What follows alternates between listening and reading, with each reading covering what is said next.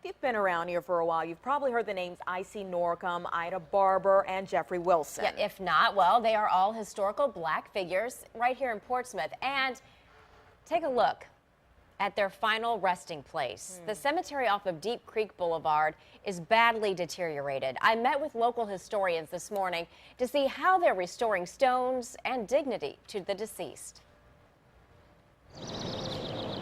Tucked away in this nearly forgotten cemetery I can't believe this cemetery looks like this. lie some of Portsmouth's most notable African Americans. I get very emotional about it because it seems nobody cares. This is Ida Barber's headstone, a far cry from the statue which graces the housing complex that bears her name. And this, up until recently, was the I.C. Norcom family plot. This is Israel Norcom, and that's who the school was named after. These ladies from the African American Historical Society of Portsmouth decided their ancestors deserve better. These are the people that came before us, and so we should care about these graves. The city now owns 3 of the 4 cemeteries on this ground.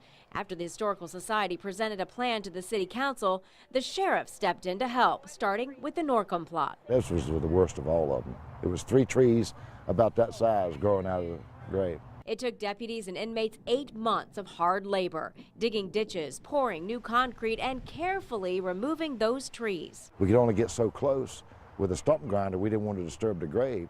So what we did was we got as close as we could, then we took chainsaws and did it by hand. The goal is to restore the entire grounds, set up some picnic tables, and encourage folks to come and get to know their ancestors. They are smiling right this minute now to know that someone has done something right here. And hopefully continue caring for them into the future.